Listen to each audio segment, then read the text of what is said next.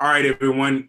Good afternoon. Good afternoon. Good afternoon on this first day of May. How in the world did we get to this point, the first day of May in 2021? But nevertheless, we are here. And I'm definitely thankful and grateful to be here, grateful to my God that I have seen this day. And I'm thankful to be able to share in this opportunity with all of you all as well. No, this is not Reverend Trufant has not gone back in a time machine, has not become younger and grown hair out his head.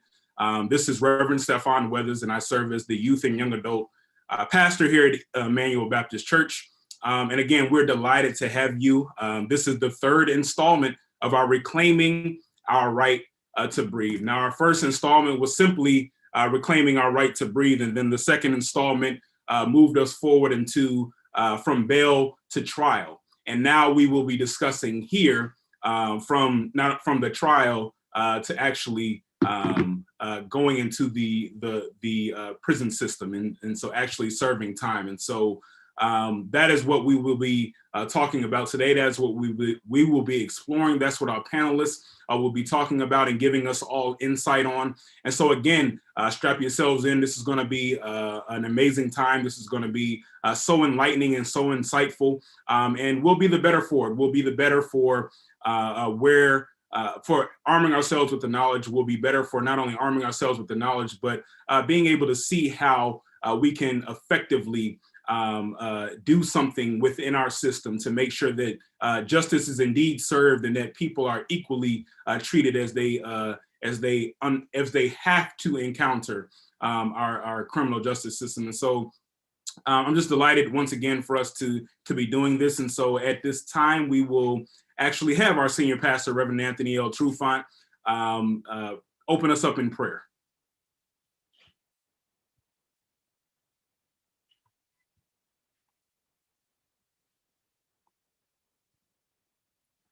Well, I will go ahead and open us up in prayer, and then we will move on into introducing who are our moderator for today, our moderator of our panelists. Let us pray.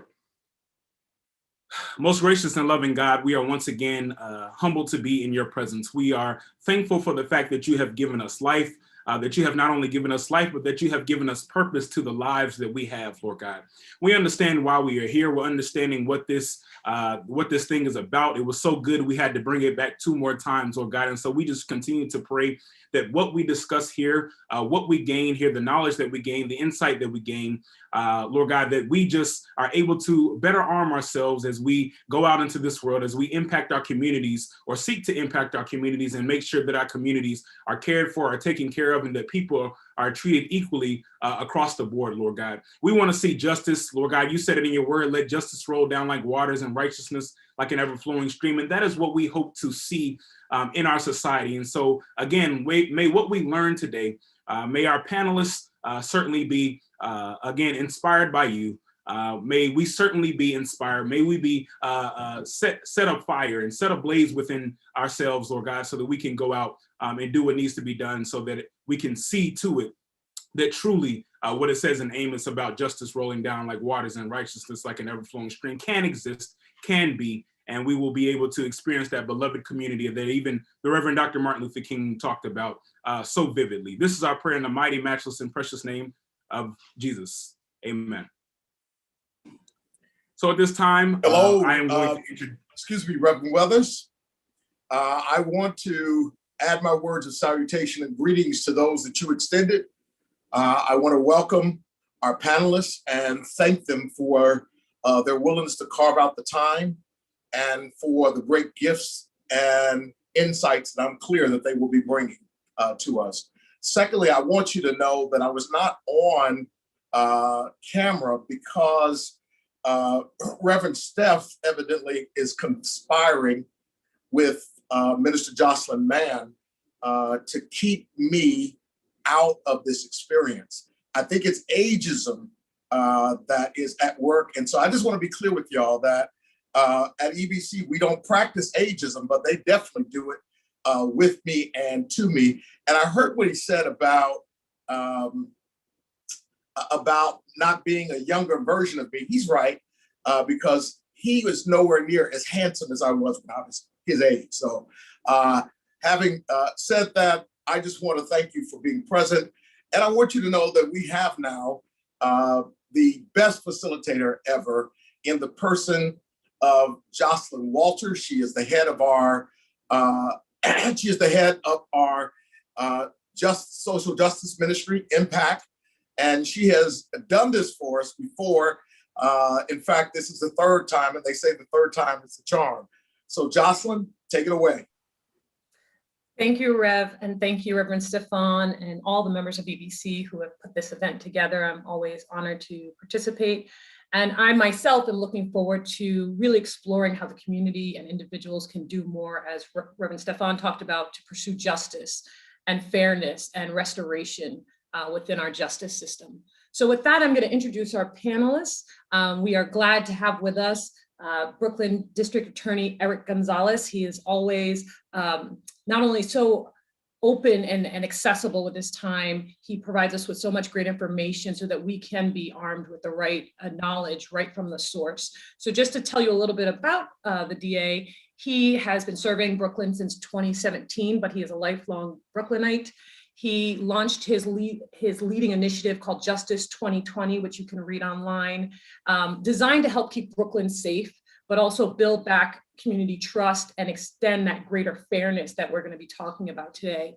He also prioritizes equality for all through his processes and programs, with a focus on bail reform, young adult court, pre-court diversion programs to keep people out of the justice system altogether. So we welcome you and thank you for being here. I'm going to go through the rest of the panelists, but then when you first answer any questions, feel free to add more to your background so that folks know exactly what you're working on today. Next up, I want to introduce the Honorable Ellen Edwards. She is a judge for the Kings County Civil Court in Kings County, New York. She serves also as a legal ministry at the Brooklyn Community Church.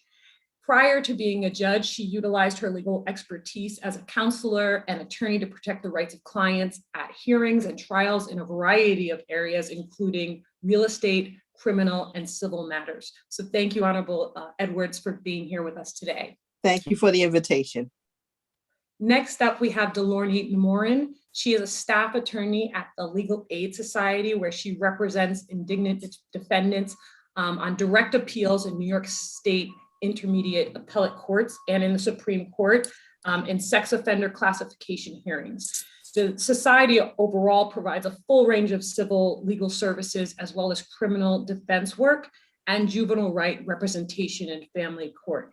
We are pleased to have you with us, Attorney Morin. Thank you. Next up, we have Deborah Prince. She is the New York City Department of Corrections captain. She is in charge of correction officers, both the care of the officers and as well as the custody and care of the incarcerated individuals in the system.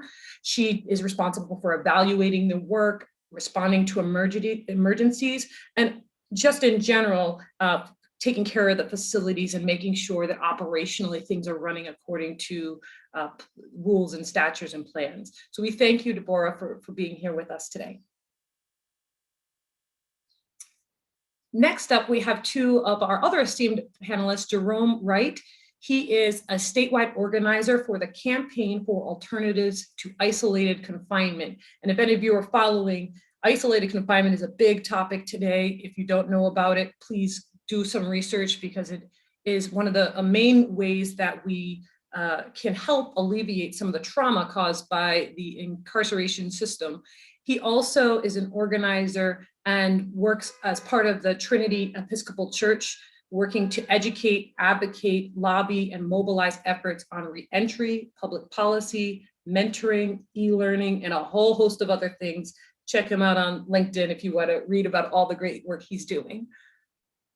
And last but not least, we have our very own Roosevelt Sears. He is a member of Emmanuel Baptist Church, a very loved member, and an employee of the staff. He takes care of all of us day in and day out. You can find him in and around the building at any time.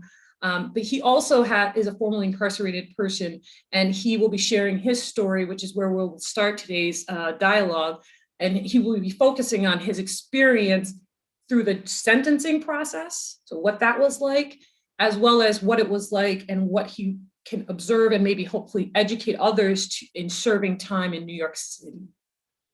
So we thank all of our panelists for, again, giving us your time. We know that there are a lot of other places and things you could be doing today. I'm going to hand it over to Roosevelt to begin sharing his story. And from there, we will also hear from Jerome Wright before we start to dive into some questions. Roosevelt, off to you. Good afternoon, everyone. How everybody's doing? Getting to when I was sentenced, it was disappointing because I never was incarcerated before. So when the judge gave me my sentence, I was like, wow, this is going to be an experience. So once I got the time and, they took me away, went through downstate, and then from downstate, I went through Sing Sing Correctional Facility. So once I got in Sing Sing, it was like a crazy, crazy experience because, just like I said, I never was in prison. So seeing all the things that was going on, it was like, wow, this is a little too much for me, a little too crazy. So, I did a couple of years at Sing Sing, then they transferred me to Eastern Correctional Facility. So through Eastern Correctional Facility, same thing, so much was going on, had to make adjustments, learning, that I got time to do, how to do it, not to get in trouble, try not to get in trouble. And, playing sports, going through my case, trying to figure out, how can I get some of this time back.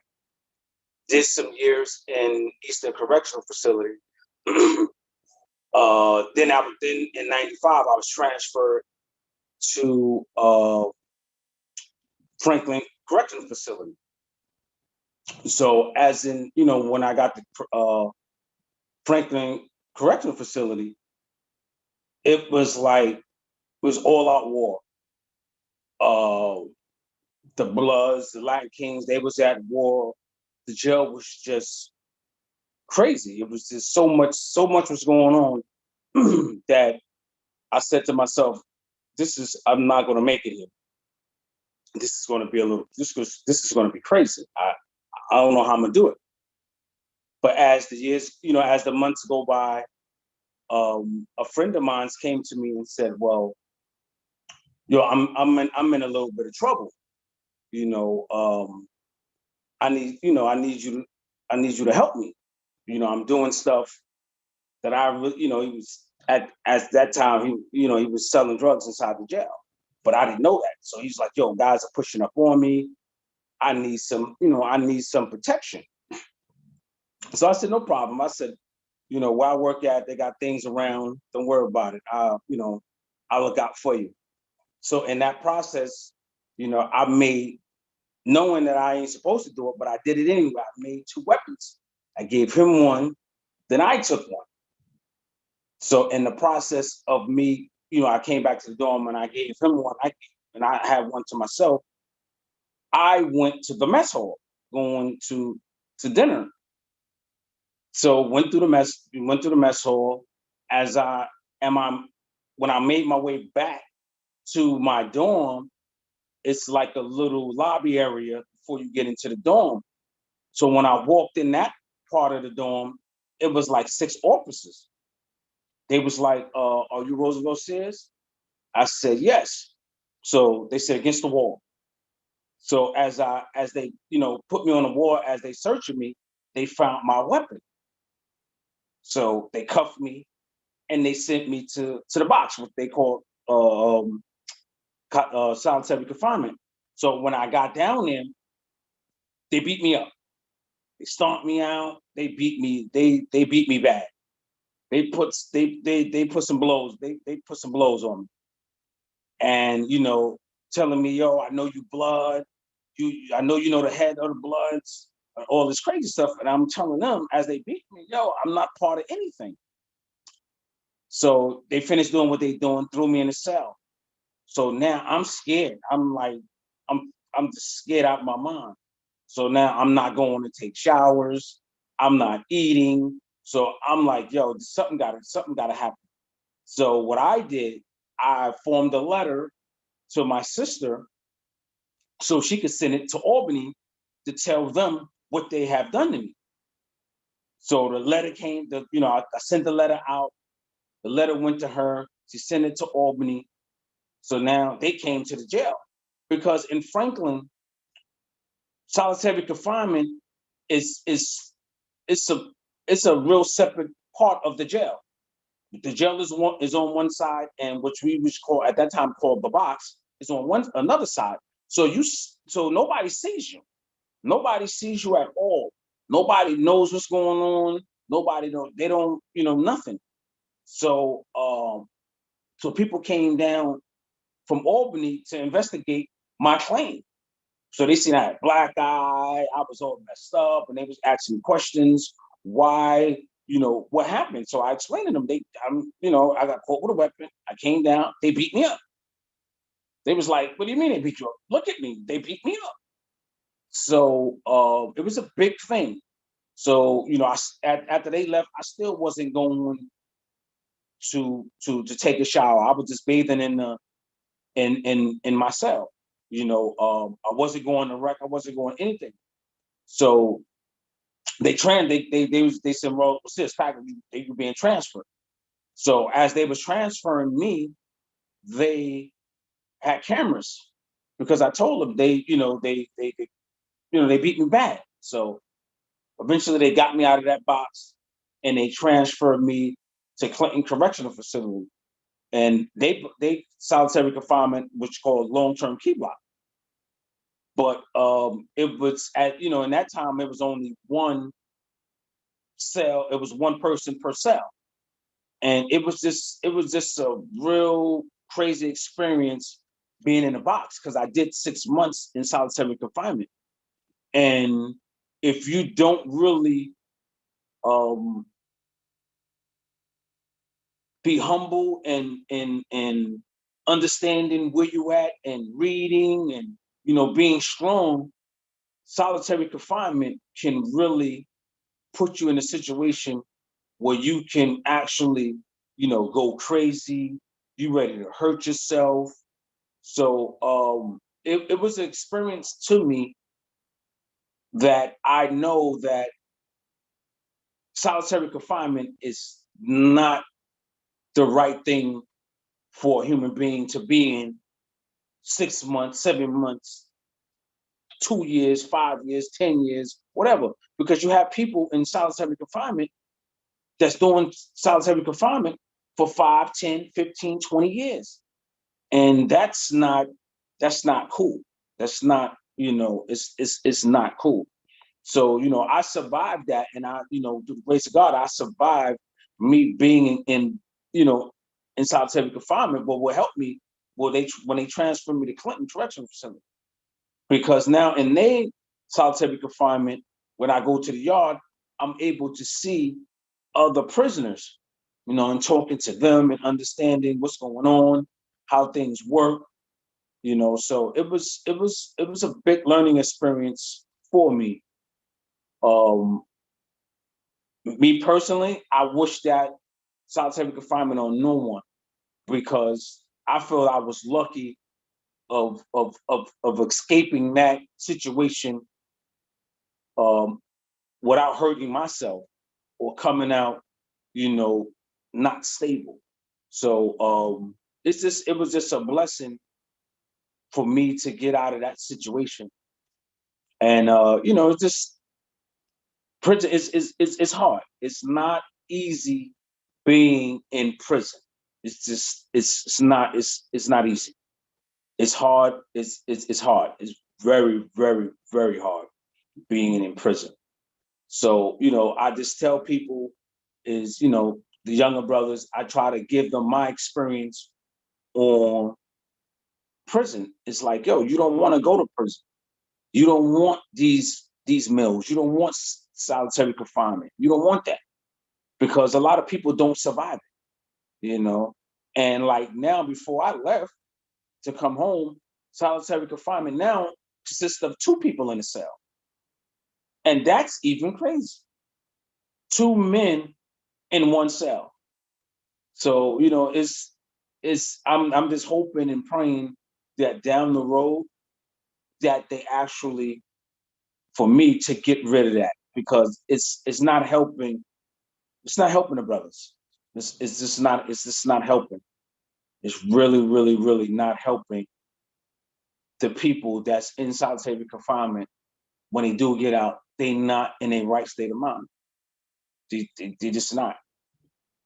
And I'm just hoping that the state or the governor or anyone just listen to a lot of brothers that and sisters that was in solitary confinement and what it can do to people. It can really, really, really, really harm you. So I just wanted to share my experience of that situation and my little, my time going through the system, because it wasn't easy.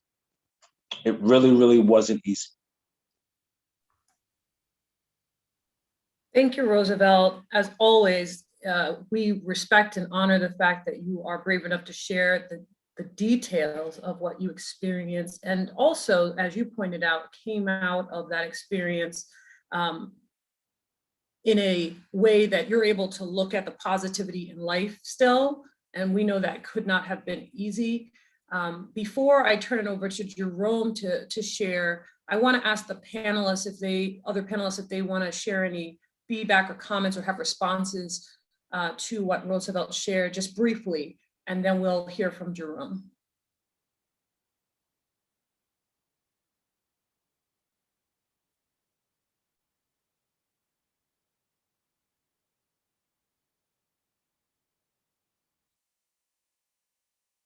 I think Honorable Ellen Edwards, are you speaking on mute? Yeah, I wanted to ask him what type of aftercare did he receive once he was released?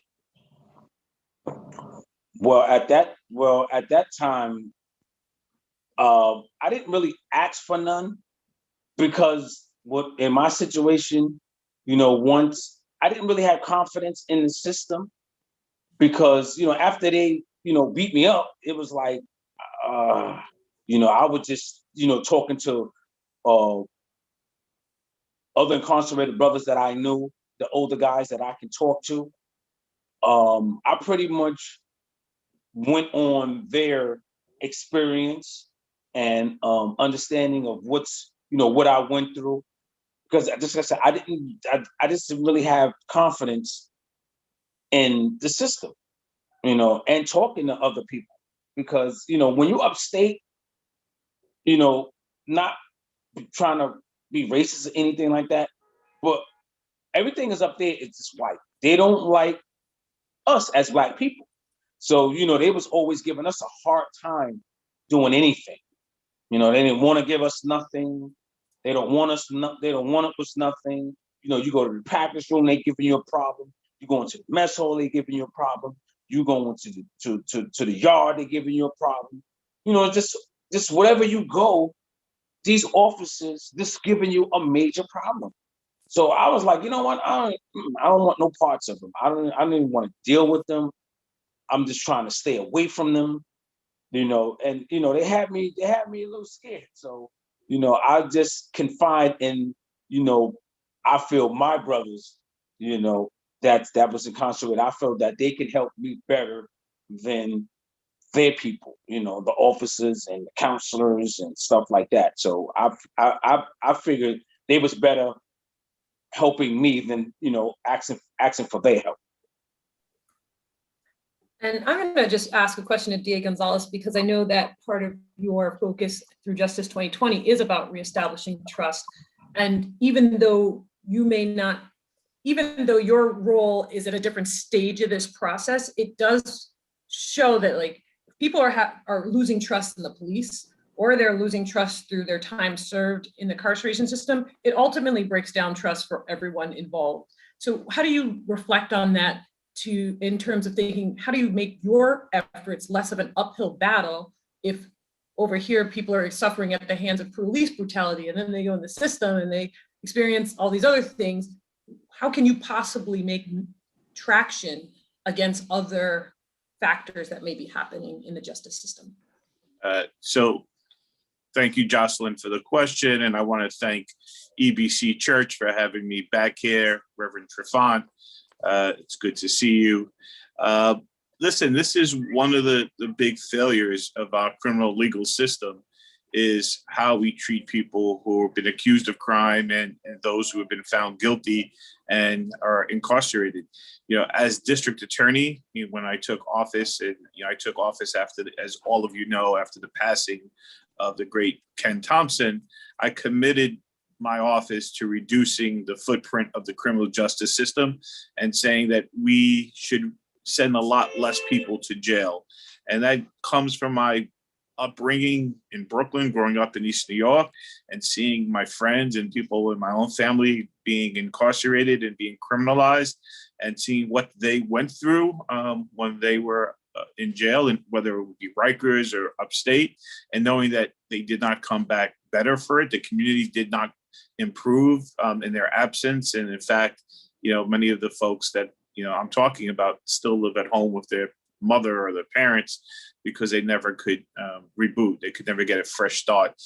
We also know that the criminalization has lifelong collateral consequences. So it's not just, the trauma that, Mr. Sears went through this process. It's, how hard it is to reestablish yourself on the outside and having that conviction. So, for me, what I've tried to do is really focus in on making sure that incarceration is the last resort, that we're not sending people to jail needlessly.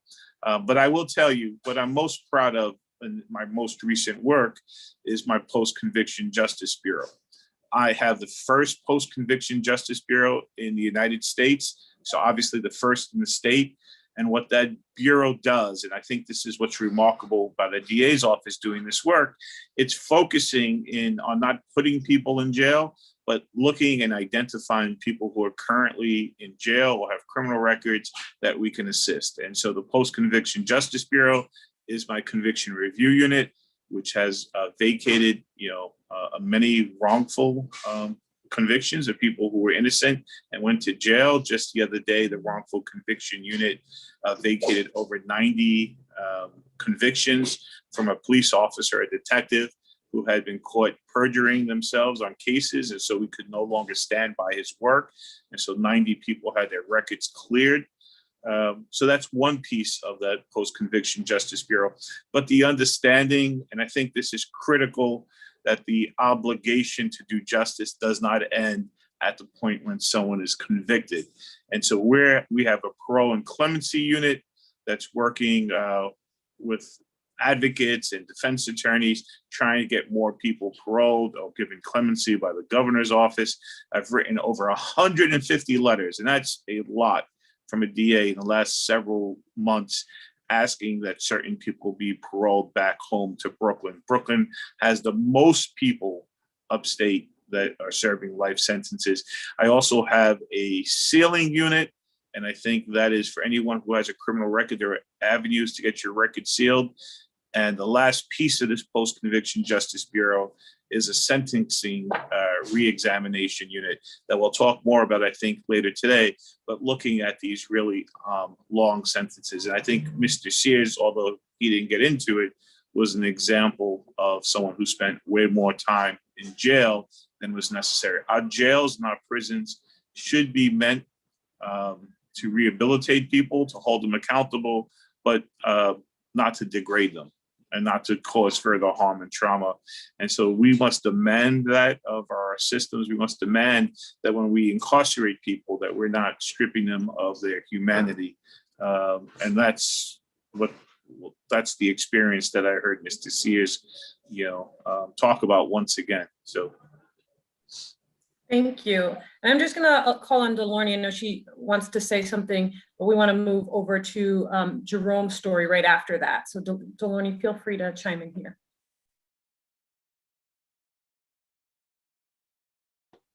Sorry, I was on mute. I am now unmuted. I just want to piggyback because I do think the criminal court system does send people upstate. And I think that is one place defense attorneys and prosecutors can agree really needs to be reformed completely is what happens to defendants when they go upstate. Because we know, as Mr. Gonzalez has stated, that when you go upstate, it doesn't necessarily come back at all rehabilitated. And people come back from serving their time with PTSD. A lot of trauma happens when you are sent upstate. And I do want to distinguish the difference between going upstate and downstate. So the experience at New York City Department of Corrections in the city, most people know Rikers is totally different because the city can really, New York City is a progressive city and we can really control or push for reform what happens in the 5 boroughs and anybody who is incarcerated in the 5 boroughs.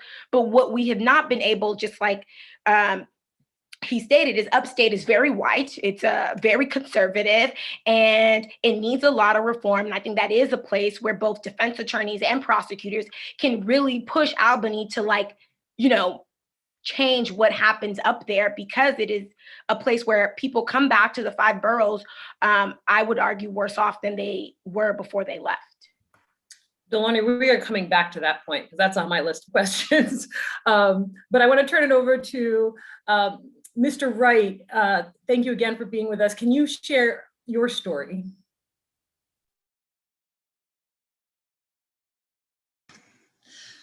Yes, thank you. Can you hear me?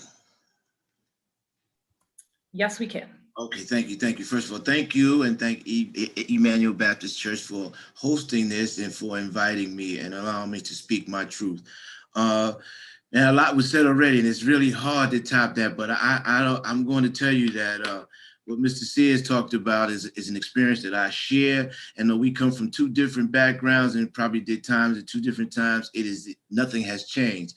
What was not told in my introduction is that I am directly impacted. I spent 30 plus years incarcerated, consecutive years. And then during that 30 years, I spent 7.5 years myself in solitary confinement.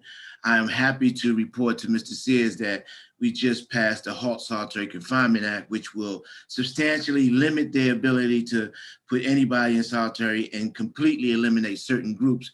And I would love to tell you about that, but I really want to talk about the sentencing and what goes on in prison, especially as it applies to solitary confinement. I want to speak my truth. I don't come to you as a victim. I come to you as a witness and as a warning that if we don't do better, then we all can fear the worst. We can be sure that the worst will happen and it will get worse than it is now. And if we think things are bad now, it can get exponentially worse. I cannot tell you how many people I know who are incarcerated and innocent.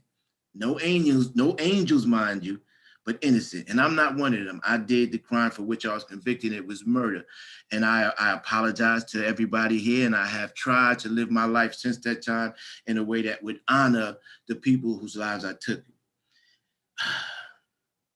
But with technology now, with DNA, with the knowledge of prosecutorial and police misconduct, with racism and poverty, all at an all-time high, for us not to talk about the racial angle of this, it would be just really asinine.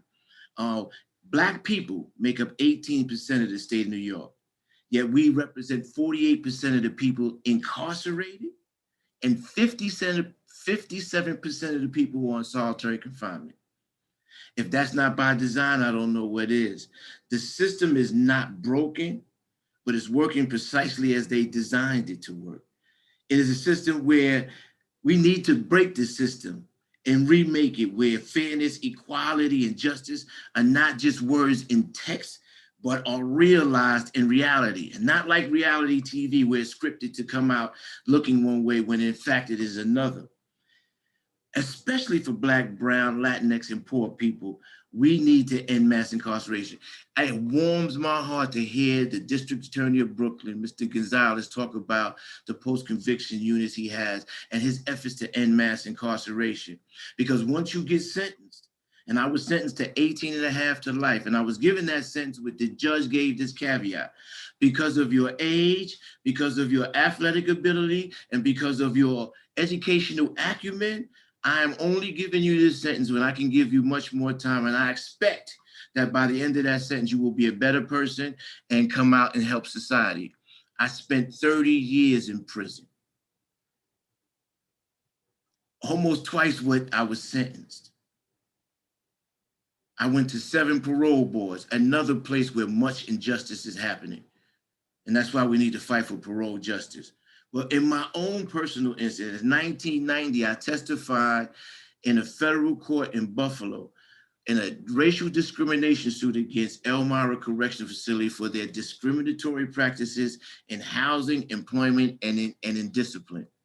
And what I mean by that is the best housing locations like Honor Block went to white people, although the jail was predominantly Black and Hispanic. The best jobs had paid whatever money it gave you, whatever perks it is, went to white people. And the disciplinary, the years, months, and decades that people went to solitary confinement were visited upon Black and Brown and Latinx people and not white people. And for testifying in that case, I was brutally assaulted almost within an inch of my life, and then placed in solitary confinement for what was to amount to 7 years.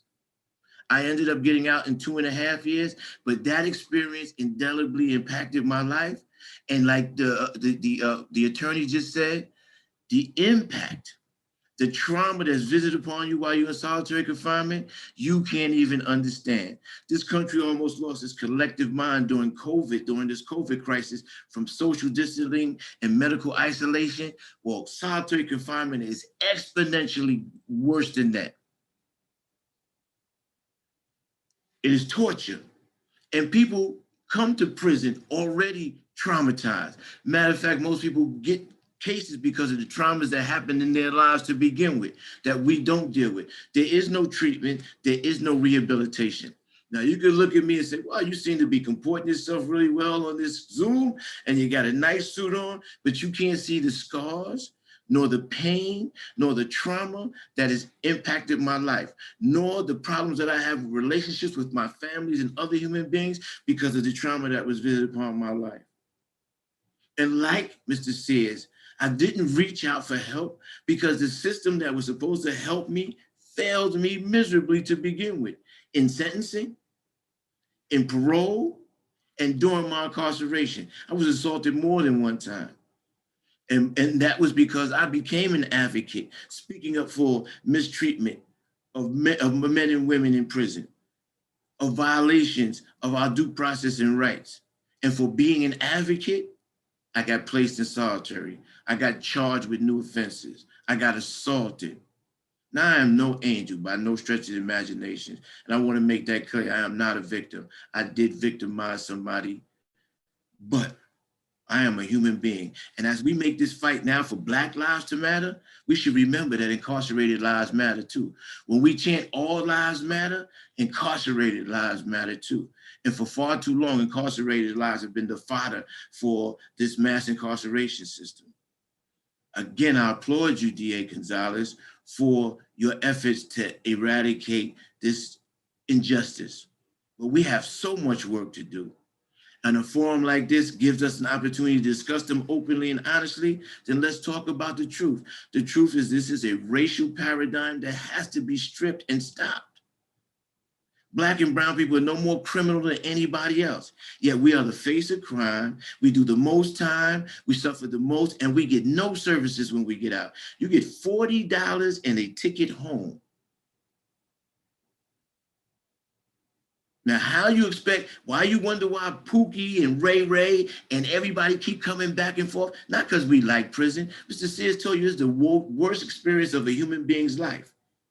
But why do we keep coming back and forth? Because there are certain things set up that cause that trajectory to go that way. And we need to, as conscientious, woke, and real human people, we need to end this by impacting the injustice system what it is right now with laws like HALT, with bills, but passing bills like elder and fair and timely parole, and the clean slate, which would clean records off of people who've been out, like myself. I've been out of prison for more than a dozen years without any infractions, yet I am still on parole. Why? Why do we stigmatize and listen, I got a life sentence for my crime, and I got a life sentence because of the stigma of my criminal record that will be with me and 2.3 million other New Yorkers until we pass the clean slate law. We have a lot of work to do, people, and I like to see that we have all faces here, all parts of this system here, that we should be working in unison to end this. You talk about Brooklyn being the most criminalized. That's right. Brooklyn represent upstate unimaginably in numbers. And I know some of them brothers, and they're not guilty. They made pleas not to get more time. They were set up by crooked cops that we know are crooked, like the one you just suspended 90 convictions for. And some of them people might have been guilty, but we'll never know. My story is that if we don't fix this system, if we don't take a conscientious look at this and call it what it is, for what it is, and do something about it, then what are we doing? Wow. I can't thank you enough, Jerome, for sharing both your story and particularly the advocacy piece. And before I ask some questions of the panelists, could you just go through, you listed a number of bills and actions that people could take. Is there a number one bill that you're like, I need people to get behind this? Is it the clean slate law? Is there one thing that if everyone was to leave this meeting, what should they be doing to forward action? That is a great question. And to prioritize the bills is to say that one is more important than the other. And I think that these things are so interconnected and intertwined that you can't say that. My personal belief is that the two parole bills, elder parole and fair and timely parole, are the bills that this session by June 10th should be passed so that we can get our elders from back into the community to do the work that I'm doing. A lot of these are the brothers who taught me how to be who I am now. They should be out here doing what I'm doing, helping me doing what I'm doing. And fair and timely, everybody should be able to go to the parole board within a fair and timely manner and get an adjudication of who they are now, not the worst day of their life. Because I can tell you, I bet you and nobody else is on here is who they were 15 years ago. And I'm not talking about physiologically speaking neither. Thank you. So I'm going to give the panelists just a few minutes to respond, and I'm going to voluntold Deborah, if you wouldn't mind kicking us off, because I know that you're obviously in the correctional facilities day in and day out. Can you reflect on some of the things you've heard from both Roosevelt and Jerome?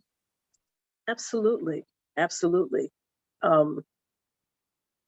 From being a new officer on the job many, many years ago, the gentleman would come after serving their time upstate, would come down for whatever minor charges they may have, and they would return back to the city prison, and they would share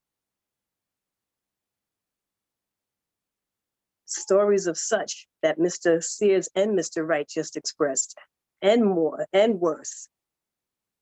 I believe that we all, and Mr. Wright just put the nail on the head, we all entities have to come together at some point or another to bring closure to some of the insanity that does take place when the proper institutions of aftercare, mental health, you gotta know that when you're locked up, can you imagine when your child, the way a child is, when you tell a child no and go to your room and they have to sit in their room all day? Imagine that being your life for a year, 2 years, 3 years, 10 years, 7 years, as Mr. Wright just expressed.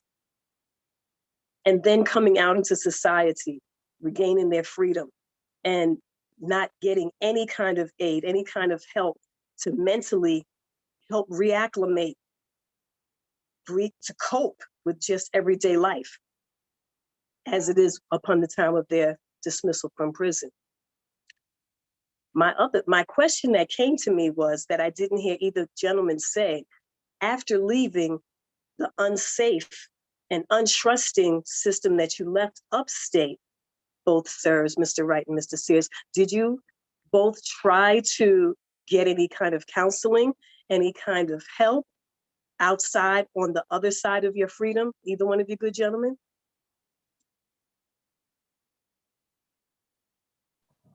Well, with me, that was part of my parole. Okay. When I got out, I had to go through counseling because I explained it to my parole officer. So he had recommended me to I forgot the gentleman name, but I went through a few sessions with him. And the good thing about with me and my situation is, when I came home, I went through Ready, Willing, and Able. So the parole officer I had, he was for me because he seen that, I was coming home trying to better myself. Because my thing was when I was incarcerated, coming home, I said, I'm not going to come out the same way I came in. And that was my thing. Like, I gotta do stuff on my own. I gotta get what I need on my own. So it helped me. It helped me a little bit. That's good. By talking to him, it helped. And not to cut you off, but that's the other thing that I wanted to interject right on that note that you just expressed, Mr. Sears. It does matter who you have as intervention in place for yourself. There is a relationship that has to take place, that the right things come out of you in your sessions, that you can become better in coping with life on the other side of incarceration. So with that being said on your part, that's a good thing because it worked for you and it's still working for you. And you said that correctly. And I had the exact opposite effect. I've had 7 parole officers, and all of them have not been on my side. Or yeah, some of them have felt that I'm too big for my britches, and I think I'm somebody. They've said that you think that you're somebody you're not because I advanced myself and wanted to do things. I sought out help because of my family dynamics. I mean, I have a wife and kids and people who stuck with me, and they saw that I needed some help. I didn't, to be honest, I didn't see it. As a matter of fact, I felt like to go to get help was an acceptance that I was broken worse than I was, and I thought I had fixed myself, and I didn't. So it was at the behest of my family. It was not at the behest of parole. It wasn't that I even felt like I needed it, but I did, and still intermittently get help because, like I said, the scars are there forever. Absolutely, absolutely. I'm a direct witness of that. Having said that, you went through 7, Mr. Wright, is it safe to say that you've met one, at least in this juncture, that works with you at the time? Yes. To be honest with you, and I'll tell you, be totally candid, out of the 7, I'm on my 7th now. 6 of them were at 5.5. Were excellent. No, we're excellent. And I can, when I tell you excellent, they wrote reports for me favorably. If I asked for anything, they saw, like Mr. Sears, parole officer, that I was making every attempt to do right and to help out and to be the best I could possibly be. And they did. But what happens is you run into that 1 or 2 who not for you, who feel like who you think you are. And that I went back to prison for that. Thanks be to God that I got the charges dismissed and everything was exonerated, but that could have really destroyed my life. So they have so much power that they can really, and it could be nothing more than a personality conflict, which we can have with anybody. But in this hierarchical relationship, that's not good. Yes. Thank you, Deborah, for opening up this part of the dialogue. I want to shift to Honorable Ellen Edwards, and sort of back up and go back to the sentencing piece. Maybe you could enlighten us on what's happening and taking place there from a judge perspective, and if there's any room for advocacy from family and community, because all of us attending this call want to figure out how we can be involved to better the system.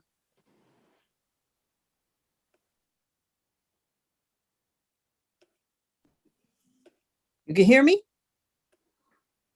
Hello? Now we can. Yeah, now we can. Okay, I want to thank you for giving me another opportunity to be here with you. I know people are used to watching television and they see someone get sentenced, someone get convicted, and then boom, the sentencing happens right after that. That's not exactly how it happens. After you have been found guilty, there's a period of time where what's called a pre-sentence report is generated by the Department of Probation. And that's where they go out and interview you, they interview the victim, they interview your family members, etc., and they come up with a recommendation as to what the sentencing can be. And then the judge, within his or her discretion, can operate to determine what sentence you should receive. Now, I just want to back up a little bit before sentencing. At this time, with the district attorney's office that we have now, there are so many programs which are called alternatives to incarceration. I think he can discuss better the myriad of programs that are available.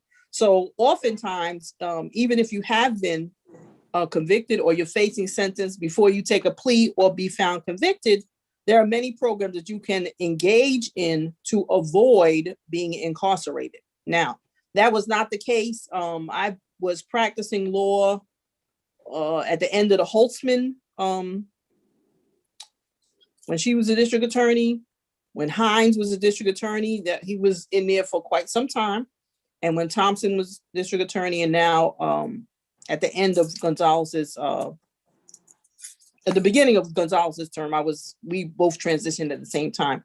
But the sentencing really depends on how the district attorney approaches the individual, the nature of the crime. So they can make a very harsh recommendation in terms of how much time you could be incarcerated. They can recommend that you go to a program. So depending upon, and then the defense attorney also has input as to their suggestions as to what should occur with their particular client. No defense attorney is going to say that they want their client to go to jail. Right. Okay, let's start with that. And if there are alternatives available, a zealous advocate will explore those and make those proposals to the judge for the judge to make a consideration. So all of those things go into determining a sentence. The judge looks at what was your previous record? What is the attitude of the person who was injured by the crime that you were found guilty of or that you pled guilty of? What is your socioeconomic circumstance? What efforts have you made during this process of being accused to rehabilitate yourself? So all of those things are in the pot, and the judge can take those things into consideration. Now, it all depends also on who the judge is. I know we have elections coming up now, and there are a number of people that are running for judge. These elections have not really been paid attention to by people, but our community especially has to be aware and educate themselves as to whom is going to be sitting in those seats making those determinations, because it's the judge that makes the determination of sentence.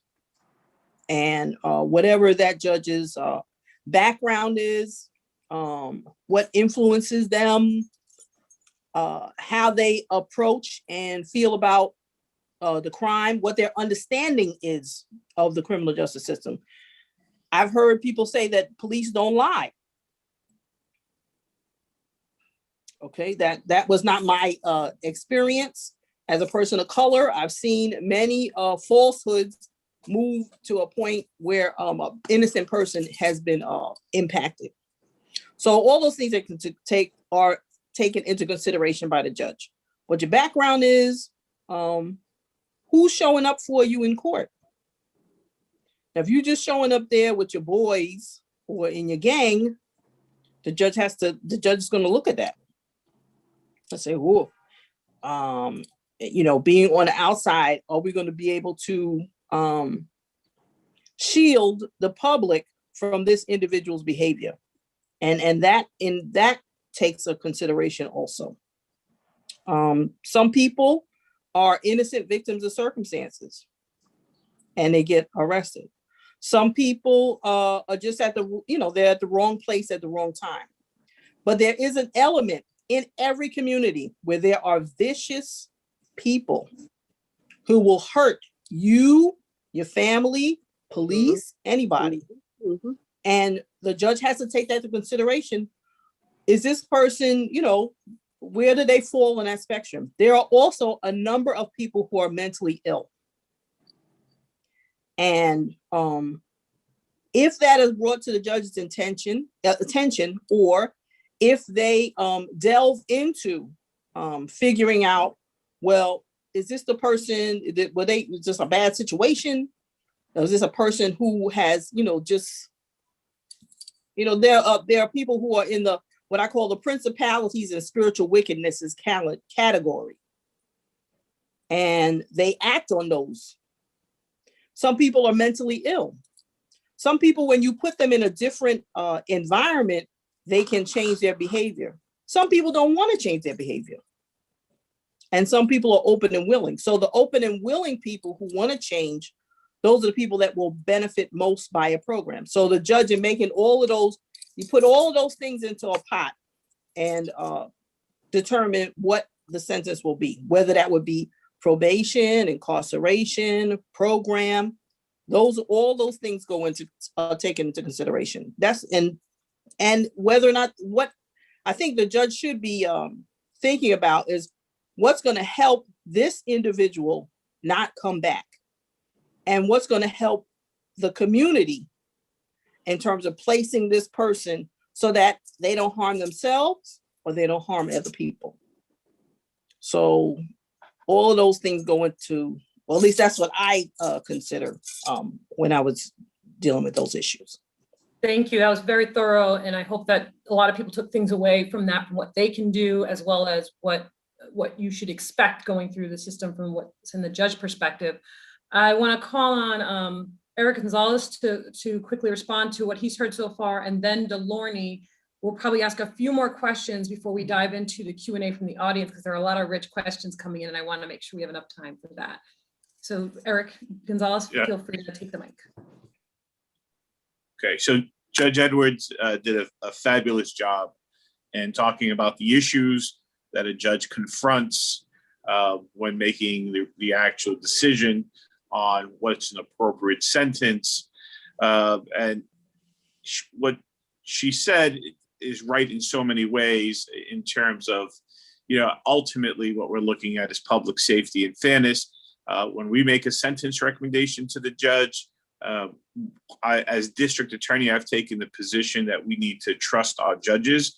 And so I disfavor mandatory minimums that limit a judge's ability to do what's right on an individual case. Judges, I think the only thing that Judge Edwards didn't say is that sometimes her hands are tied because so many of the cases that come before the courts, there are mandatory minimums because someone has a prior record, or just the law itself has requirements that the person go to jail. And that's where I step in, and we have diversion programs that we can do exit ramps to get people out of the system. I think that's important. But what Judge Edwards also said, and I want to double down, when she was running for judge, I was running for district attorney at the time, and she worked very hard to win that seat. She was everywhere. And I mean everywhere. Everywhere I went, she was there, and she had already been there. There are people running right now for judges. It is a critical component of our justice system, who those judges are. So inform yourselves.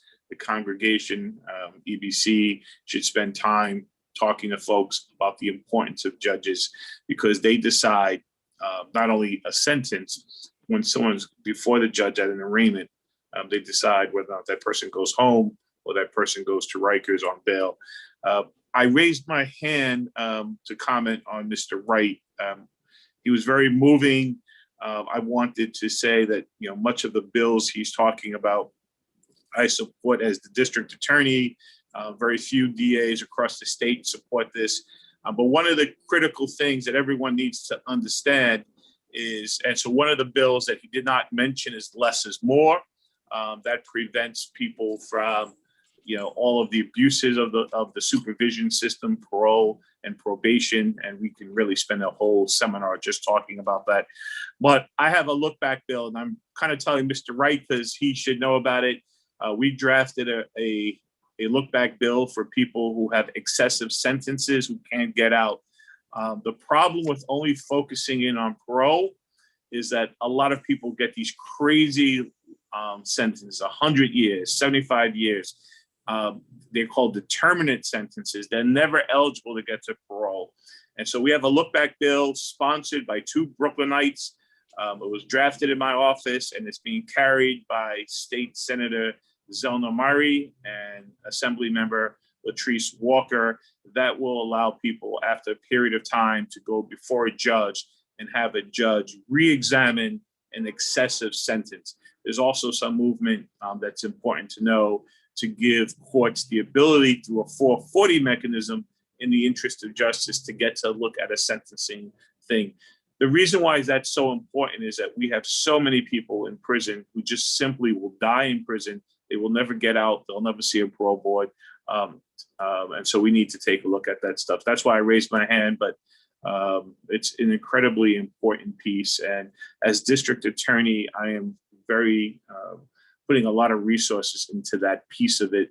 We know these folks are ready to come home. Look at the contributions that, you know, Mr. Sears has made at EBC. Look at the contributions Mr. Wright has made across the state.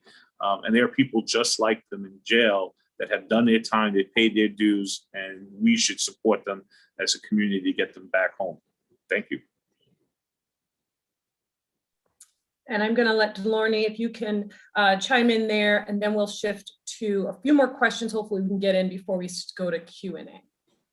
Okay, so I just, on sentencing, I do want to state a few things. One, the pre-sentence report, I think, is something that happens automatic in every sentence. And we have seen as a appellate attorney that unfortunately, because it becomes so routine, I think it becomes a bit desensitized. The pre-sentence report is drafted by probation, and sometimes victims do not pick up the phone. So there's a lot of sections in it that are blank, that are not investigated. So I think one of the most powerful thing I would say to someone who is in the system is to make sure your defense attorney gets a pre-pleading memorandum. So a pre-pleading memorandum is drafted by your defense attorney, the social worker. Maybe they'll even get a psychologist, psychiatrist to draft this pre-pleading memorandum. And just like the judge stated, a lot of defendants come from, suffer from mental illness. A lot of defendants also suffer from severe trauma. And therefore, they are a victim of not only maybe psychiatric issues, but their surroundings. And I want to harp on that a lot, because what we see with white defendants is a perfect example. The Stanford rapist is the first thing we heard about him is that he went to Stanford and he was a huge and amazing swimmer. And you didn't hear first that he was a rapist. Very similar to the Atlanta shooting. The white man shoots 8 people. And what we hear from a sheriff is that he had a bad day. That means the first thing we hear about the defendant is the humanity in the defendant, regardless of the egregious act they did. So a lot of times it requires defense attorneys to really put the human of our clients on the record, usually pre-pleading. Before you plead guilty, you want to make sure the court and the district attorney is aware of all of this. Now, you will know that one of the number one things that appellate attorneys do in criminal defense cases are excessive sentences. Felonies, many of the felonies, D felonies, E felonies, have for first-time offenders non-incarceratory options. Yet, I am telling you, I am doing excessive sentences all the time, and people are not getting the minimum despite being their first time offense. They are not getting the minimum non-incarceratory sentence or even the minimum prison time. And they are pushing prison terms. And I think that is really something we have to fight more and more, because I am shocked how white defendants who are convicted of similar egregious crimes are getting very light sentences and the actual minimum. So I do think that even though probation does the pre-sentence report, I have find them not as informative at all, full of blanks and empty spots, and not as moving as an actual pre-pleading memorandum. And last thing I want to say about sentences, regardless of what happens at your sentence, it is important that everybody files a notice of appeal. I cannot stress that enough. If you want your case to continue to be scrutinized and examined, every defendant must file a notice of appeal, because that is how you get another set of attorneys to look at your case. Thank Can you. Can I just say something? Sure. The level of advocacy of your attorney is critical, because the judge cannot go out and do any investigation. I know that I have asked many a defense attorney, excuse me, does your client have mental health issues? And they said no. And then when the person went in the back, they went and I said, okay, let's bring them back and let me ask you that question again. So, there are many things that a defense attorney can do that can impact your case. Thank you. So Oh, go ahead. let's just say, because if you give the judge one paragraph and it's not expansive, or you're not acknowledging that your person has a mental health issue, the person sitting in the seat really can't do anything to, I'm not, you got, we have to help. I'm very happy that this forum has everyone included, because we really have to work together. I have seen a severe deficit in the manner in which somebody comes to arraignments. If we had mental health screening when you came in, then we know that certain people should go to the right and other people should go to the left. But we don't have that. So that's something that the judge can't do, but that's something that the legislature can do, and the district attorney's office can advocate for, and defense attorneys can advocate for. Because I have seen a lot of mental illness that has not been addressed. And that accounts for a lot of people that are within the criminal justice system. Yeah. Yeah. Well, one of the things Can I chime in on that also? Sure. Real quick? And it's so important what Judge Edwards is saying on this issue, because when we look at what people want out of the justice system, they want fairness and accountability. And when we talk about accountability, some people confuse accountability with punishment. But we are looking at culpability, right? The person who's accused, why did they commit the crime? Did they commit the crime? The culpability. And so when we get to the issue of punishment, of a sentence, it's very hard to say that the person who's dealing with, substance abuse disorder or significant mental illness deserves to be punished because their conduct is less morally, blameworthy. There's something that can be fixed, and with medicine and with therapy and with others, they can be helped and healed and treated right. And so this issue of mental health illness really impacts even what the district attorney's office, how we look at cases. And so, having that brought to our attention, I know sometimes there's a lot of shame. I dealt with it in my own family. It's a lot of shame with that, but bringing that forward allows so many other options in our justice system. Unfortunately, we often don't hear about these things until a person is in jail, and then there's an attack, a collateral attack on the sentence, and then there's a fight as opposed to the beginning, where we can really figure out treatment. And one of the things as Brooklyn residents, everyone on this Zoom today should be proud, is that we have one of the best mental health courts in the state. Thank you. And I hope everyone's taking away from this things that they can do to be involved. And as Jerome said, there's no priority, but everybody can do something, I think, from this list, whether it's how you vote, who you advocate for, the type of mental services you champion. So really take note of that. I want to go back to a question that actually Rev brought up earlier that I think is important, and this is to Deborah. How do we go about shifting the culture inside correctional facilities? Because what we talked about earlier is this torture and inhumane activity, whether it's at the hands of other incarcerated individuals or the officers themselves. Prison is, as DA Gonzalez said, is about accountability, not necessarily punishment or torture. And in a first world country, this should not be the thing. So what do you think? You don't have to speak about your own prison, but like in general, what do you think would shift the culture? And you're on mute, just to let you. You're still on mute. Still on mute. How about now? There you go. There you go. Now? Good. I really believe that it might sound elementary, but it's the answer. We have to be relearned. We have to be retaught. It all has to be instilled. We have to reinstall. We have to take out the old plug and do an upgrade. We have to conscionably, individually, collectively, we have to upgrade our thinking, our functionality in light of everything that's going on right now. Black lives matter. All lives matter.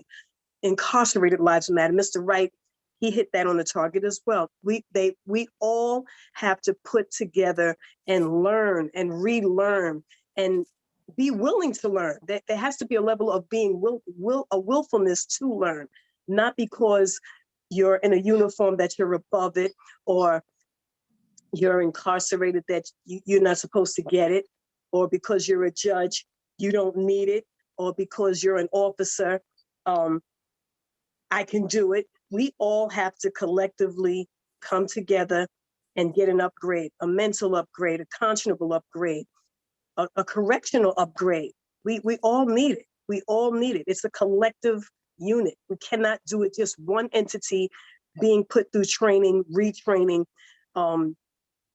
It's a collective learning. I don't see it happening any other way at this juncture. I don't see it happening any other way. And so if you wanted to give people, again, I'm just trying to turn this into something people can take action on. It sounds like, one, we do have to still vote for people that will put the right leadership in place to start with that training component, start extracting people who don't want to treat others honorably and with dignity. What are some other things, if you were to think of actionable steps, people could take, both citizens as well as those in places of power? We have classes we could take, the same way, different situation, but the point facing the same. You have anger management classes for people that have anger issues. We have to have communicating issues coming together. We have to have it in order for this to balance out. I'm on a Zoom.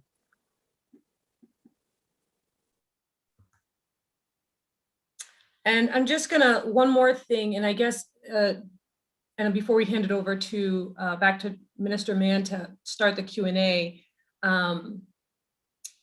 from a church perspective, we champion and care about a lot of these issues. Do you see a role, and this can be for anyone, do you see a role that the church as a entity, but then also individual constituents, do any of you see a role that we can play to be further involved, again, on the individual level, but also as a unit? I'm going to answer both. I just want to say something about what Captain Deborah Prince said. And then I do think, as to reform of docs, I think it's important that, we do put pressure on people like the mayor and the governor. So the mayor appoints the commissioner of the New York City docks. I used to be at the New York City Bar. I used to sit on the Rikers Correction and Reentry Committee.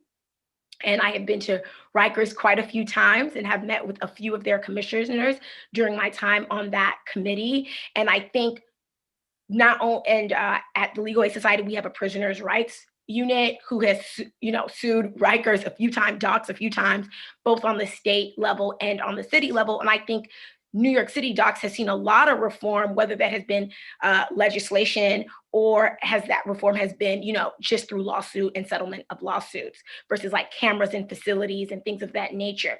Now, some of the biggest difficulty is that correction officers are unionized, and unions are strong and very powerful people. Police unions and correction unions in the state of New York are very, very powerful unions, and some of them do not want to change.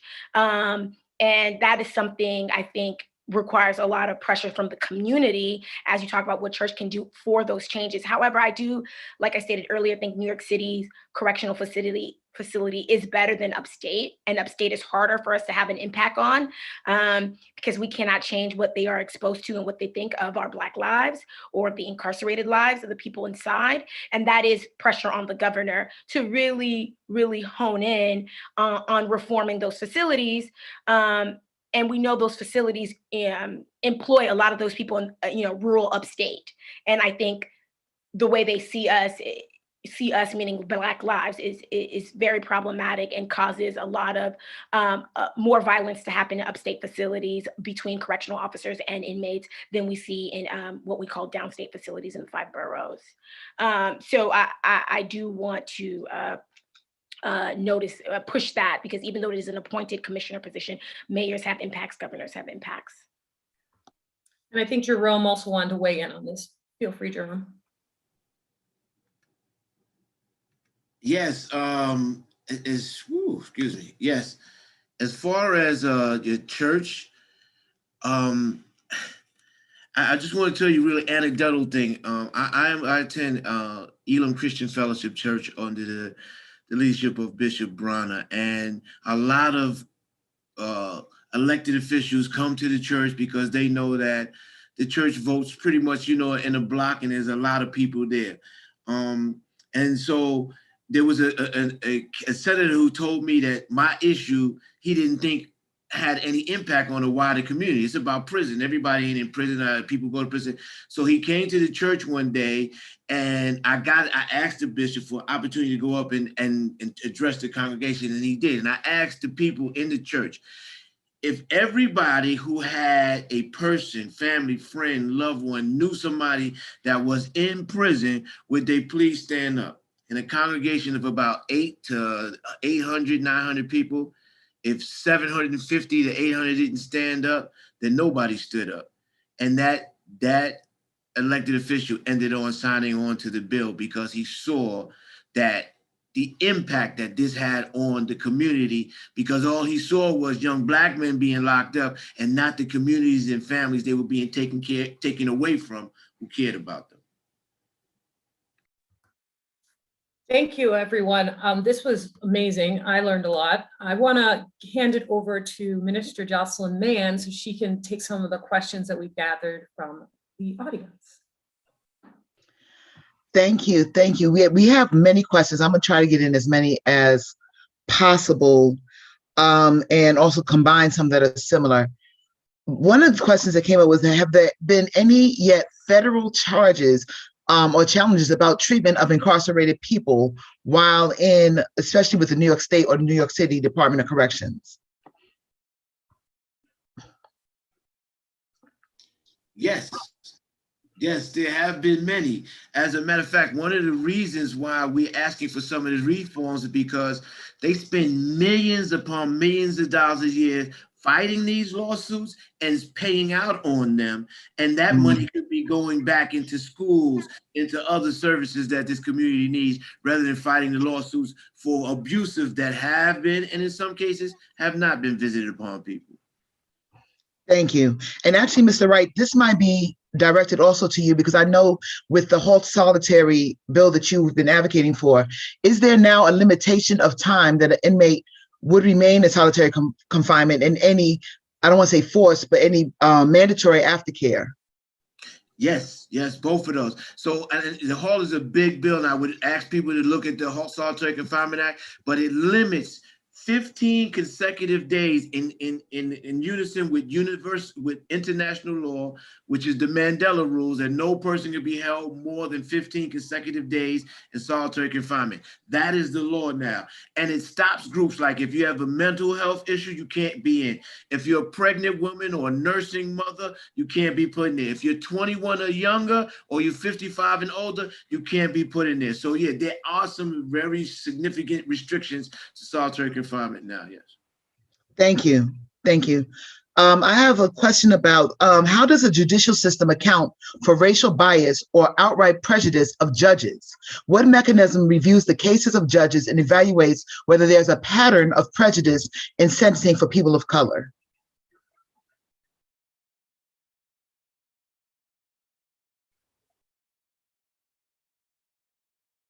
I guess I'm directing that to either Honorable Edwards or DA Gonzalez. Well, I'll take a crack at it because I'm not sure that, oh, there she goes, Judge Edwards. But this is a Judicial Conduct Commission. I guess if they could look at that, I think, quite frankly, the appellate divisions and the work that Attorney Delorney does in her unit, looking at excessive sentences and tracking, judges who are known to that. I think courthouses in general have some judges who are known to be excessive sentencers, and they could mask if there is bias. They could mask it because so many people who are coming through the system are Black and brown. But there is no, as far as I know, only the Judicial Conduct Commission can remove a judge for that kind of racial bias. I don't know if you have anything else, Judge.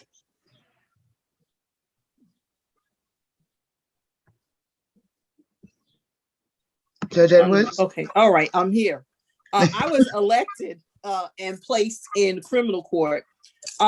As a voter, I was so surprised before I ran myself, where, in the ballot box, it says, pick 4 judges and there's only 4 names there. And I couldn't figure out why that was. I wasn't really a civically super engaged person. But the manner in which judges are elected and placed in criminal court are different.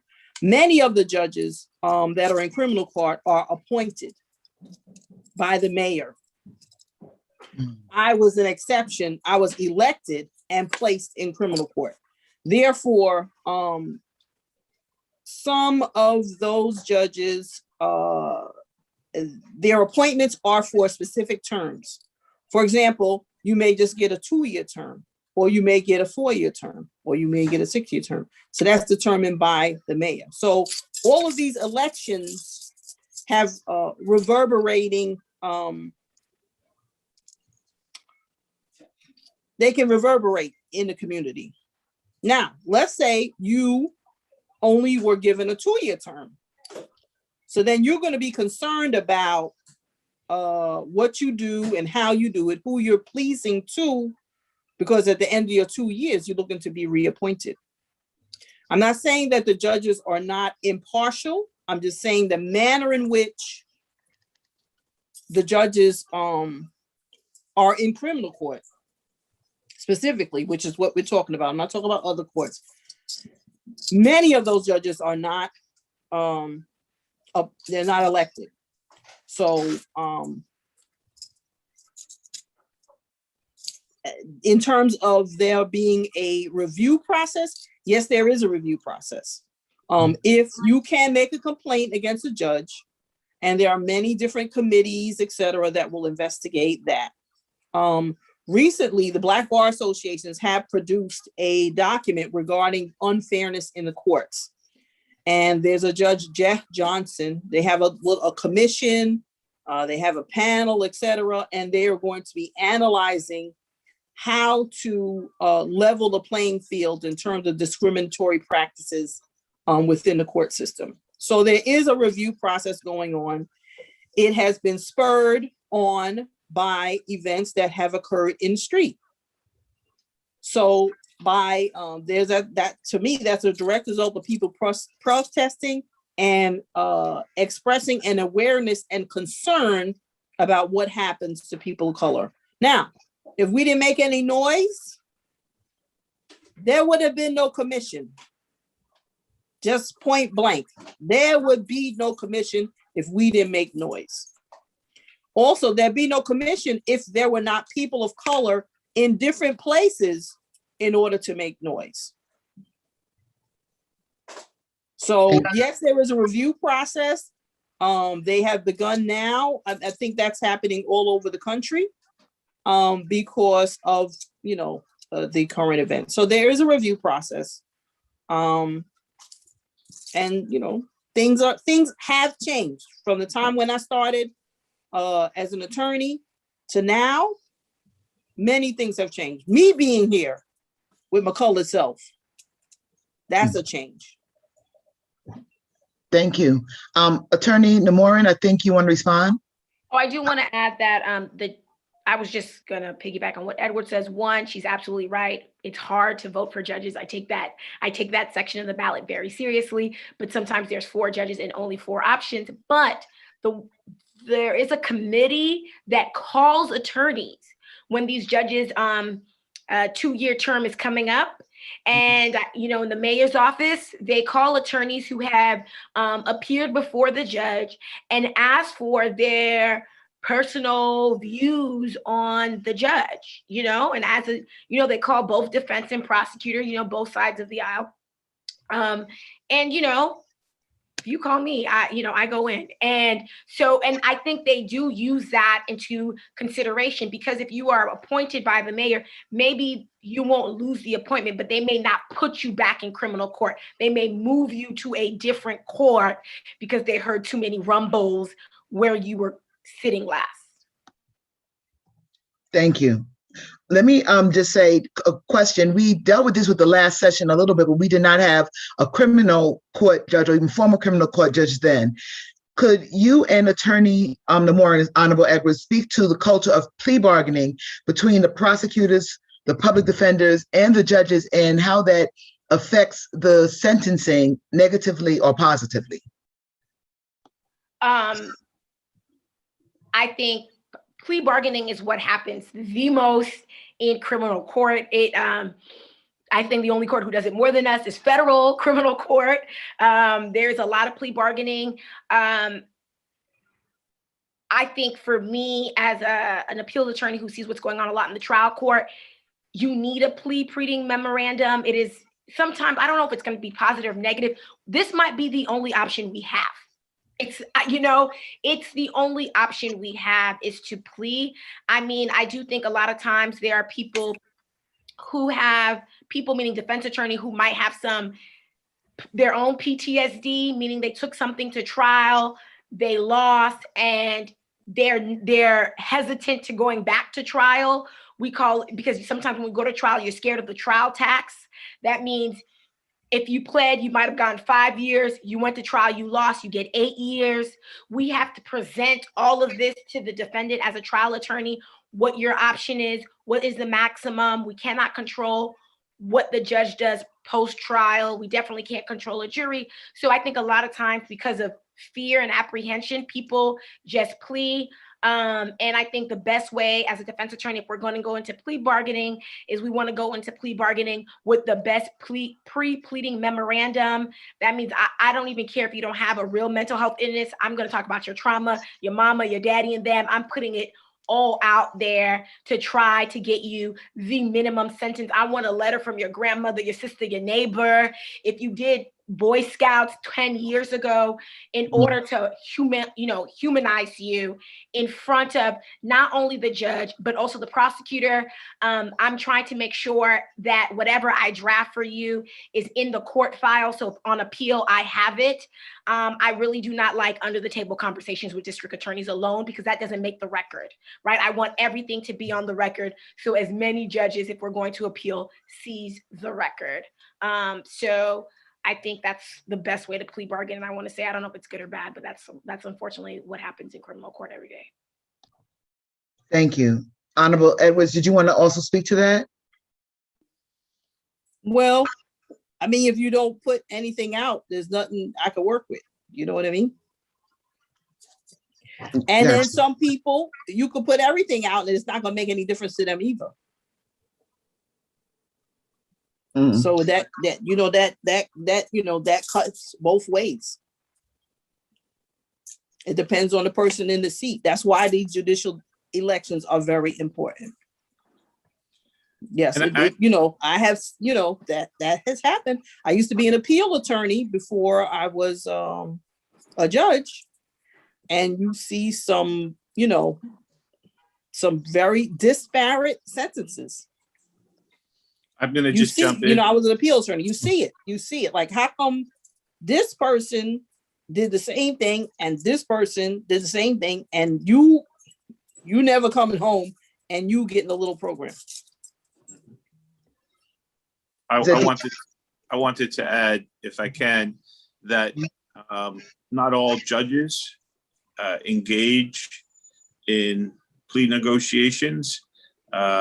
Some judges take a more hands-off approach, and other judges are very involved in that. And my experience as a lawyer, and not just as the district attorney, is that better justice is achieved when judges are actively engaged and involved in the plea negotiations that happen in their courtroom.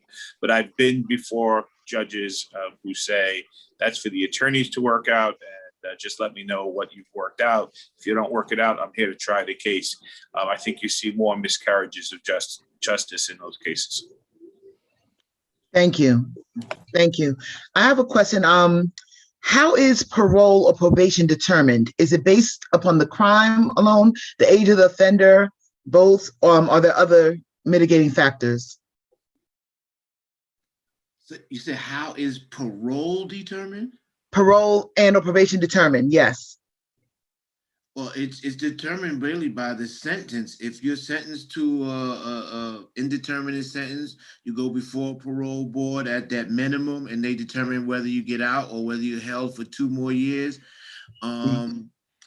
That's generally how it's done. If you have a determinate sentence, you don't have to go to a parole board, but you do have post-release supervision, means you get out at that minimum term, and then for 5 years, 3 years, whatever that supervision is, then you report to a parole officer and supervise under community supervision. And just to add on that, indeterminate sentence meaning that, like Jerome was saying, he had 18 to life, so that means he doesn't get to see the parole board until 18, versus determinate sentence means, like, I have clients who just sentenced to a flat 7. And then so they'll serve that, and then it might be 7 years prison, and then 5 years post-release supervision, which is what we call probation. So there'll be 7 and 5, and the sentencing guidelines determine your probation term, what your minimum maximum probation term, which we are often calling post-release supervision. Okay, thank you. Thank you. I think we have a time for a couple more I have here. Actually, this question I think goes to Captain Prince, Deborah Prince. What kind of trainings do correction officers receive in their general education, and should the requirements be more extensive and or ongoing? The initial training deals with the functionality of the job. In light of where we are today and what needs to happen today, more needs to be incremented into the initial learning of a newly appointed officer. Of the things that I previously mentioned, and many other statutes that are in place today, we definitely need to know how to handle mental health. There's a lot of mental health that are coming in.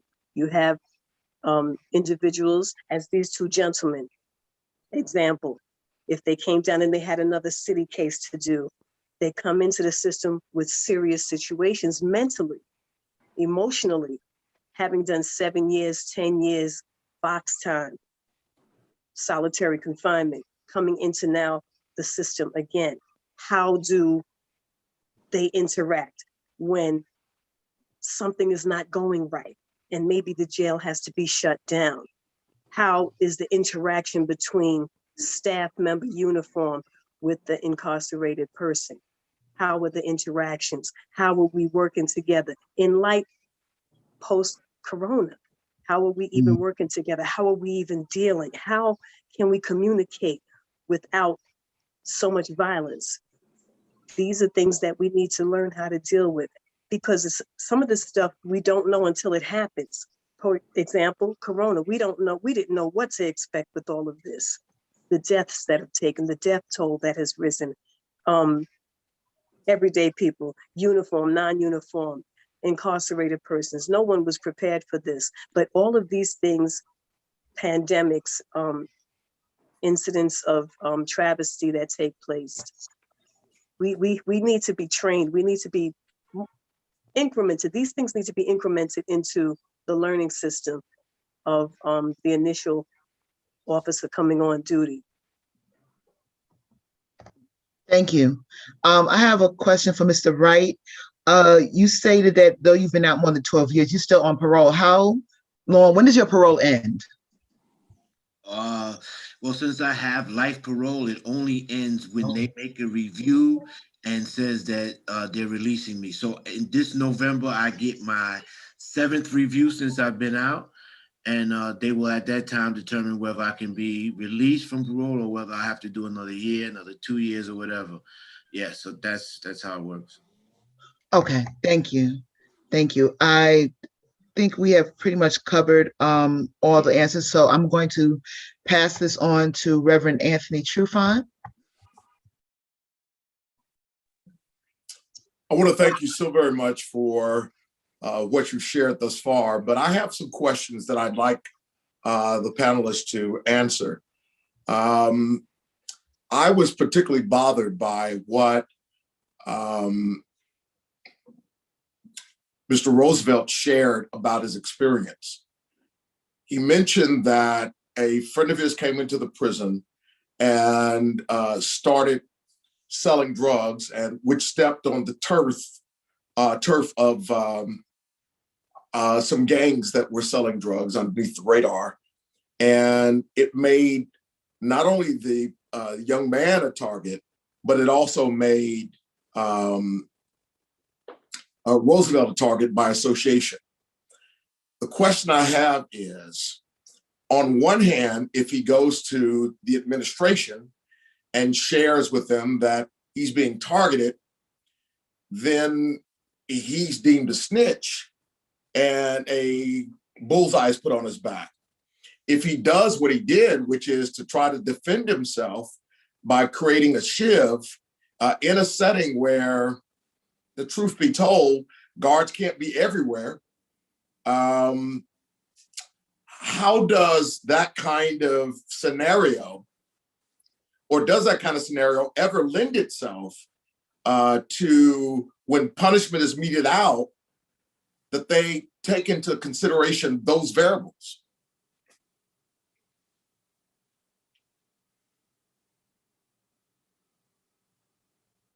That question is open to anyone. Even though I think Captain Prince is more fit for the answer. So because I deal with a lot of clients who are serving time, right? It's appeal, you've been convicted. So a lot of my clients aren't in, and then on the committee for corrections and reentry. This is a problem because when you say that you're in danger, eventually once they can investigate it, you could potentially be transferred. But in the interim, you're put in solitary confinement, right? That's the only place they can protect you. Maybe they can move you out of your unit, but word gets around in the facility. So technically you're really not fully safe until you do a transfer. Also, disciplinary hearings is something that was really important to us when we were on the committee, is because it's not a court of law when you're having a disciplinary hearing, right? It's not like you're gonna really testify to stuff. And so it's really a really hosh-posh procedure. And, many of my clients do not feel fully heard in this because it's he say, she say. And I think Rikers and the correctional facilities in the city, in the 5 boroughs, are supposed to have a lot of cameras everywhere. So like you said, Pastor, correctional officers cannot be everywhere, but the goal is to have cameras everywhere for both the protection of the inmates, the people who are incarcerated, and both the protection of the correctional officers. Upstate do not fall under the same legal decree, which was a settlement of a lawsuit for the 5 boroughs. So upstate has, I mean, this is really an Albany issue, which would be to put more cameras everywhere, because we can never hire enough correctional officers in order to better advocate and for it to not be a hush posh hearing, but what did the cameras show? Even though there's always going to be blind spots, but we would hope it would happen where the camera shows. So the alternative immediately, if you're fully in danger, you would have to be in solitary confinement until they figure it all out. Mr. Wright, I believe you wanted to share something. Yes, I like the attorney's use of the phrase "hosh posh," which I really don't know the full definition, but I can tell you what it is. It's a kangaroo court. You have an officer who charged you. You have an officer who escorts you. You have an officer who's doing the hearing. You have an officer who's testifying, and you got you and maybe somebody else. It is not a fair adjudication of any infraction that they may be charging you of or anything else. What we really need is restorative practices in prison. Somebody put in the chat, I don't remember the name, how corrections officers also need to be focused of getting help. Do you know that corrections officers have the highest rate of suicide, alcoholism, domestic violence, drug abuse, all of those things because of the high pressure and dangerous environment that they work in? And I understand that. So they should be getting help, but conversely, the people inside, and I wanted the statement was the people inside. I've heard quite a few times people refer to the people in prison as inmate, prisoners, probationers, and all that. I am asking you, as somebody formerly incarcerated, that we dispense with that vernacular. We've been able to change words like a fag and gay and take that out of the vernacular, crazy and retarded out of the vernacular. It is time that we take the dehumanizing words of inmate, prisoner, ex-felon, convict, and all of those out of the vernacular, because until we can do that, then you will never see me as a person, nor the incarcerated people as persons. And unless we are humanized, then there's no need, there's no desire for reform to make things better, because you want to treat humans like humans. So will we please talk to somebody as being formally a person justice impacted, a person incarcerated, a person on parole, an individual who has a case? Let's stop dehumanizing our people, and then we can stop the behaviors that are dehumanizing our people. Ms. Walters, I understand that you have a question. Yes, Jerome kind of talked about it, but this idea of, we see a lot of scrutiny happening right now for police and and injustices and violence that they're perpetrating, but there's less visibility into the violence that's happening at the hands of correctional officers. And I say this with brother, father, and others are all correctional officers. How can that system be improved where there is accountability and we start to create a dynamic where correctional officers who want to do wrong don't feel like they're just going to get away with it because no one's ever going to notice, or no one ever wants to take the side of a person that's already incarcerated? I'll take a crack at that, Ms. Jocelyn, because I think that, we should have higher expectations of our correctional facilities. And, to Reverend Trufant's question, do we consider what's going to happen on the inside? I think the judges do. I know I do. We look at trying to minimize when we send people there, but it's with the understanding that, and the acceptance that these terrible things are bound to happen. They're unavoidable, and it's just the way it's going to be. And I think that we should push back on that really hard, that we should demand that our jails treat people who are being held in custody with human dignity. And we should make sure that we're demanding more of our correctional staff as well.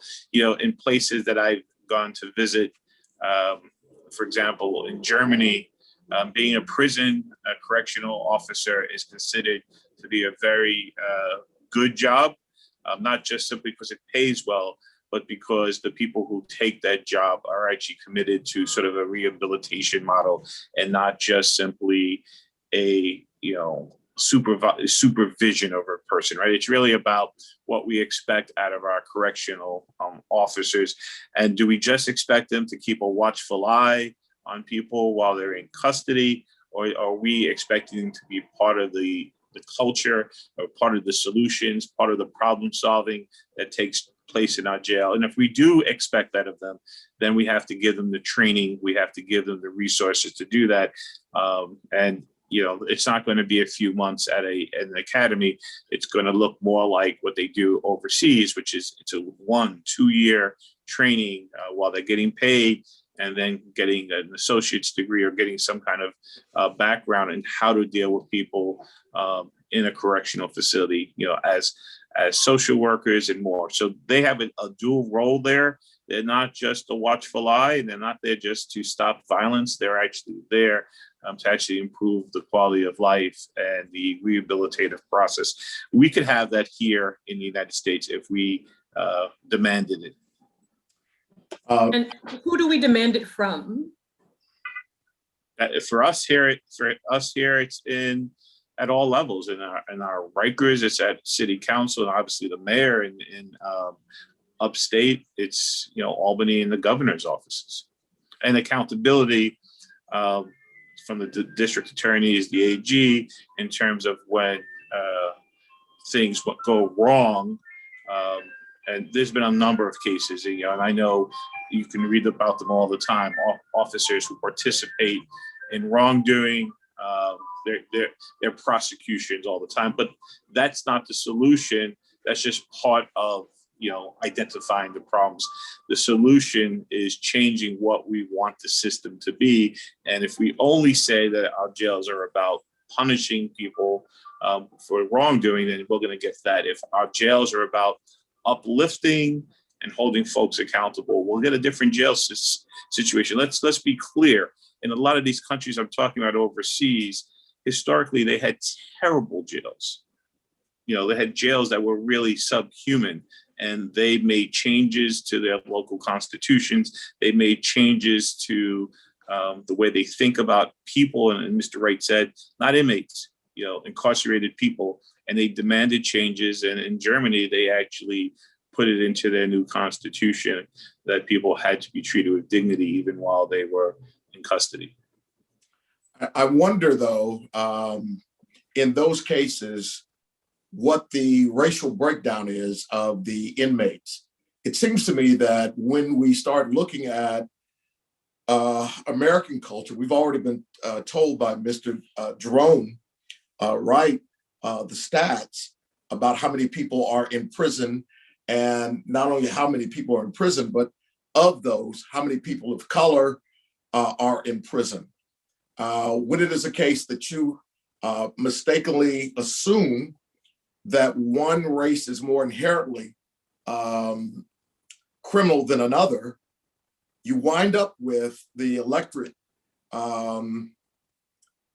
being insensitive, inflexible, not willing to look at the philosophy of the European countries, because in those countries, they do practice restorative justice, rehabilitation.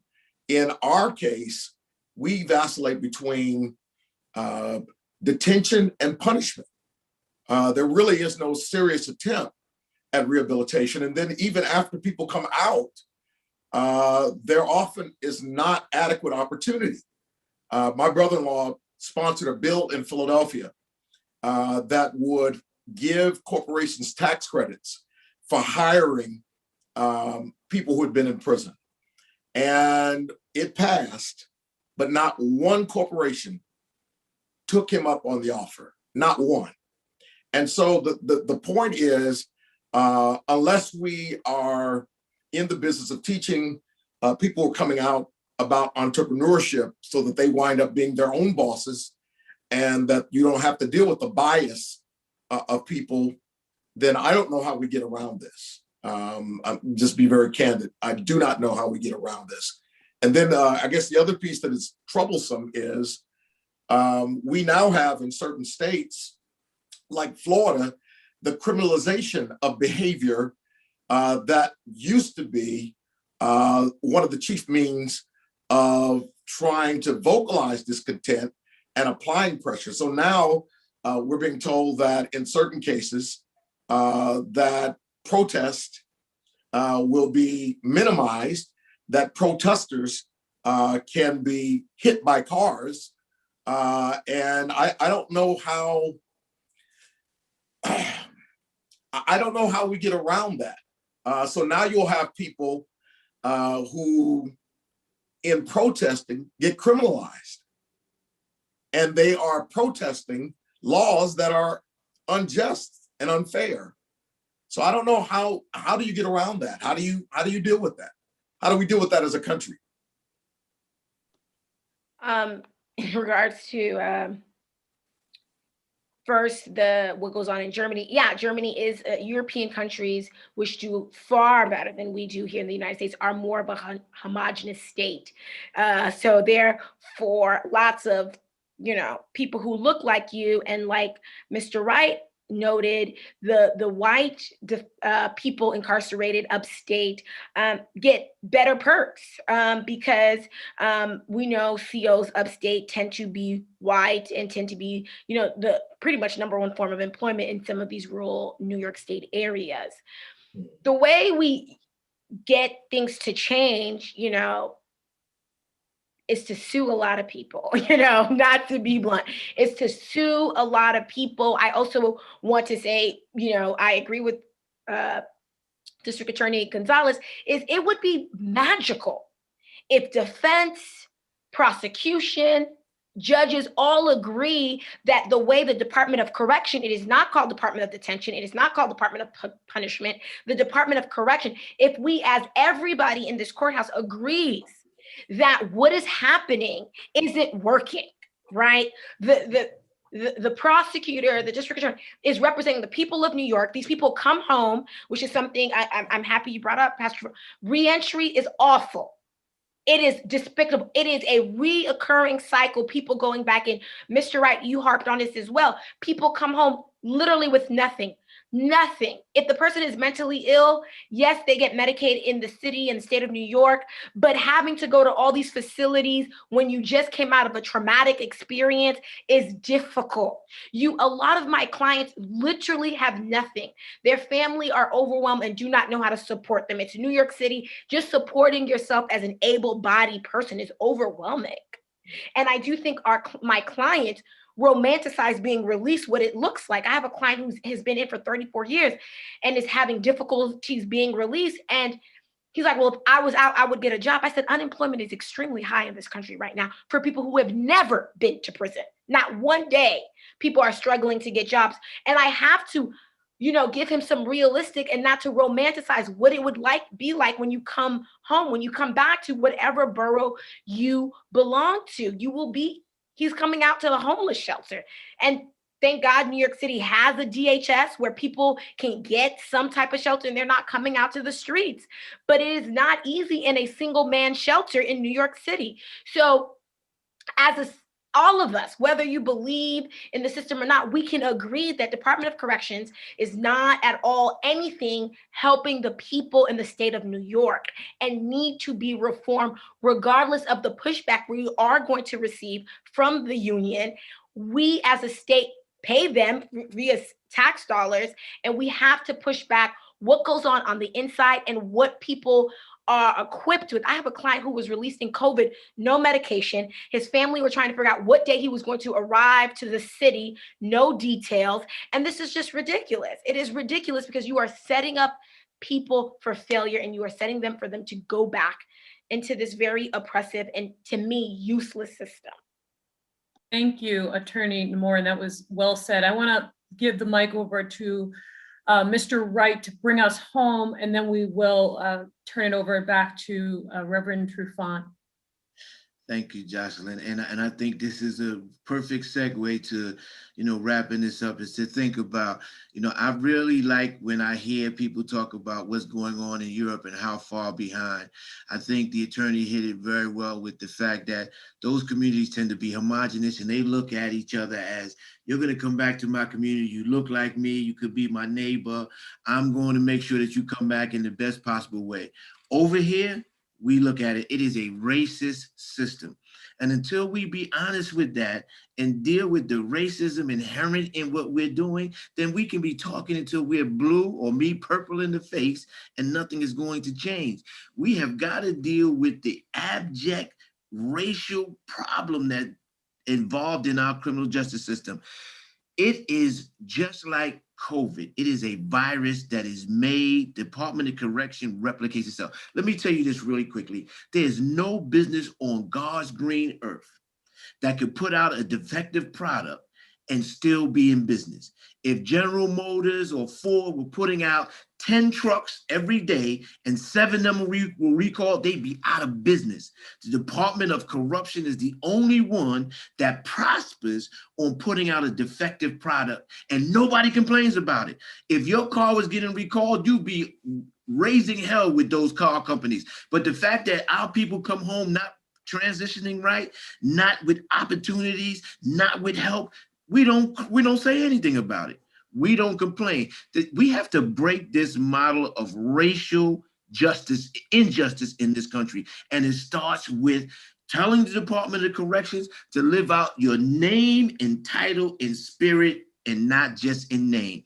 And that's by saying we need to get people, the community, back in there. See, when you have community insight and you have community contact, then you don't have the problems in there because somebody is always watching and they know that there will be some accountability. We put cameras on police officers, let's put cameras on corrections officers. So wherever they go and whatever they do, that beat down I got would not have been filmed, but you would know that it happened because they had to turn the camera off and for them to do it. Let's bring the community back. Listen, we don't have housing at all in the city, and we put people in a shelter, and we expect them. The first thing that you need to be stable in society is a roof over your head. If you don't have that, if you got to worry about where you're sleeping, that you got to be back by 10 o'clock or 9 o'clock or 8 o'clock or you lose your bed, do you know what type of pressure that puts on a person who already has a propensity to find a way to make sure that they survive no matter what? You're setting them up for failure. And then what happens? That's the revolving door. Let's stop the revolving door. And we started by first let's coming together and agreeing that the revolving door is there and we need to stop it. And we need to take this racialism out of it. Please. Thank you so very much, Mr. Jerome. I have to exercise my leadership gift and exhibit some discretion. We are a minute away from ending, and so I need to stop the conversation here, but it will not end here. It will continue. We will be entertaining in the fall conversations about police reform. And so EBC is committed to being a part of this, not simply conversation, but EBC is committed to move from simply conversation to planning and action. And so I want to thank all of our panelists. And I want to thank the audience for carving out the time and sharing in the experience by asking questions and listening. It's my hope and prayer that you will share what you've heard with others. Additionally, I want to thank the Reclaiming the Right to Breathe team, Carolina, Minister Steph, Jocelyn Walters, and Minister Jocelyn Mann. Thank you all so much for what you have done. And I just pray God's blessings upon all of you. And again, to our panelists, thank you for taking out the time to be present with us. Minister Steph. Let us pray. Lord, we come again at the conclusion of our time together just to say thank you for what we have been able to engage with, Lord God, for the testimonies that have been shared, for the wisdom that has been shared, and for the things that we have learned as a collective group, for the conversation that went back and forth, Lord God, and for the ability to have this conversation in this way, Lord God. We pray that leaving from this virtual space, but of course never from your presence, that you are blessing each and every one of us and our families, Lord God, but that ultimately, Lord God, we have taken from this experience something that we can then use in our everyday community, something that we can then take back to our community to make sure that we are doing what we can to have the impact necessary. And that begins with elections. That begins with continuing to research and gain greater information. And that begins with reaching out even to our elected officials and doing the real advocacy work that will even be done through Emmanuel Baptist Church, Lord God. So we just thank you. We give you honor and glory. And again, may we go higher from here. This is our prayer in Jesus' name. Amen. Amen. I want to encourage you to get out and enjoy some fun in the sun. God bless you. Peace.